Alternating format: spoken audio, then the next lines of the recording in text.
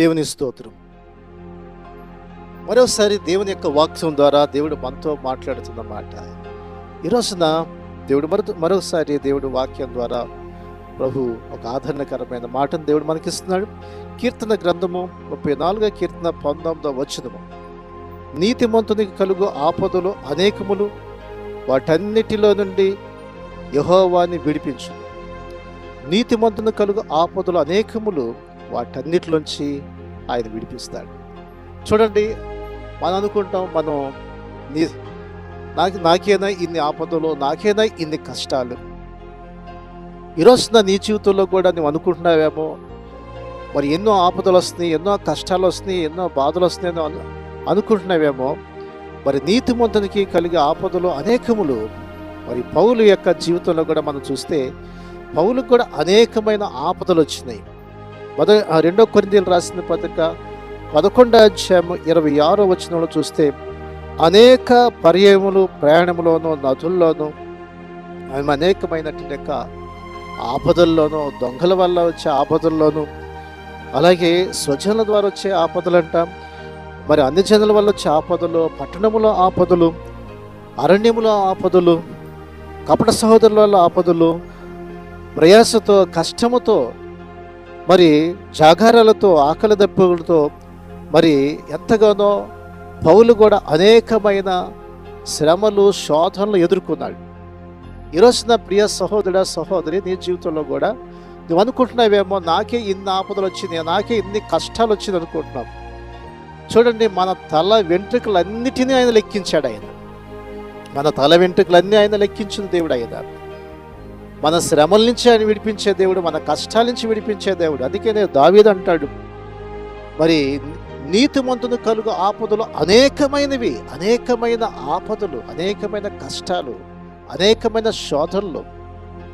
దేవుడు అనేకమైన శ్రమల్లోంచి ఆయన విడిపించాడు. ఆయన వదిలిపెట్టే దేవుడు కాదు. ఆయన అంటాడు, ఎడబను ఎడబాయినని సెలవిచ్చిన దేవుడు ఆయన. ఎప్పుడు కూడా మన జీవితాన్ని ఆయన విడిచిపెట్టేవాడు కాదు. ఆయన ఇశ్రాయేలును దేవుడు అనేక సార్లు దేవుడు విడిపించున్నాడు. మరి శ్రమల్లో, శోధనలో, అనేకమైన శోధన నుంచి విడిపించాడు. అందుకే అంటాడు దావీదు అంటున్నాడు, గడాంధకారపులోనే సంచరించిన ఏ అపాయమునకు భయపడిన అన్నాడు. ఏ అపాయానికి, ఏ కష్టానికి, ఏ శ్రమకి. ఈరోజున అనేకమైన ఆపదలు వస్తున్నాయి, అనేకమైన కష్టాలు ఎదుర్కొంటున్నాం, అనేకమైన సమస్యలు ఎదుర్కొంటున్నాం. నీ కుటుంబంలో నీ బిడ్డల భవిష్యత్తు ఏంటని ఆలోచిస్తున్నామేమో. అలాగే చదువుకుంటున్నావు, చదువుకున్న సమయాల్లో నాకు ఉద్యోగం వస్తుందా, నాకు చదువు అయిపోయింది, నాకు ఇంతవరకు ఉద్యోగం లేదు, మరి సరైనటువంటి స్థితి నాకు లేదని నువ్వు చింతిస్తున్నావేమో. శ్రమ పడుతున్నప్పుడు, కష్టాలు పడుతున్నప్పుడు మన శ్రమల్ని, కష్టాన్ని దేవుడు చూస్తున్నాడు. నువ్వు ఒంటరిగా పోరాడుతున్నప్పుడు దేవుడు నీకు సహాయకుడిగా నిలబడతాడు. ఆయన బిడమను ఎడబైనని సెలవిచ్చిన దేవుడు.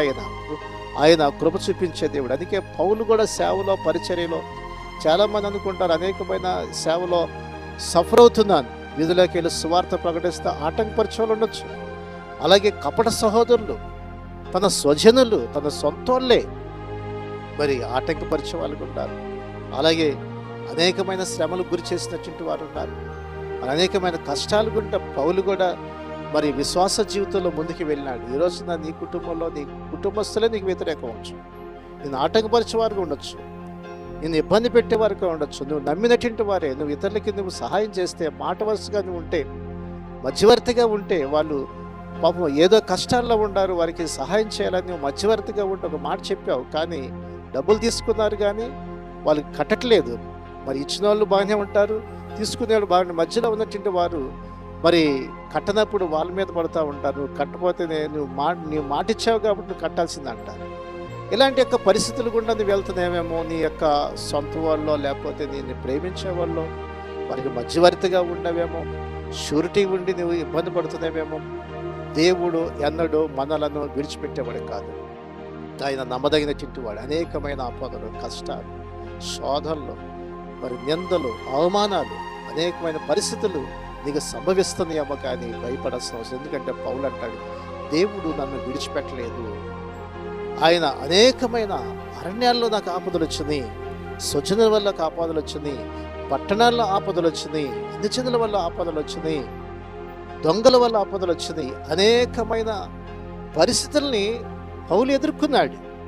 వాటన్నిటిలో కూడా దేవుడు తోడుగా ఉండి నడిపించున్నాడు. ఈ రోజున నీకు ఎన్ని సమస్యలు, ఎన్ని శోధనలు వచ్చినా, ఎన్ని కష్టాలు వచ్చినా ఆయన నీకు సహాయకుడిగా నిలబడతాడు. అందుకే అంటాడు, నా గడాంధకారపులోనే నేను సంచరించినాను, ఏ అపాయమునకు భయపడను, నీ దుడ్డు కర్రయు నీ దండము నన్ను ఆదరించింది అంటాడు. కాబట్టి అందుకే అంటున్నాడు, నీతిమంతునికి కలుగు ఆపదలు అనేకము, వాటన్నిటిలోంచి యెహోవా తప్పించును. కాబట్టి అన్నిటిలోంచి దేవుడిని తప్పిస్తాడు, ఈ శ్రమలన్నిటి నుంచి తప్పిస్తాడు. ఈ రోజు నీ వాక్యం వెంట నా ప్రియ సహోదర సహోదరి, యేసుక్రీస్తు మీద విశ్వసించు, ప్రభువు నీకు నీ కుటుంబాన్ని ఆశీర్వాదకరంగా చేస్తాడు.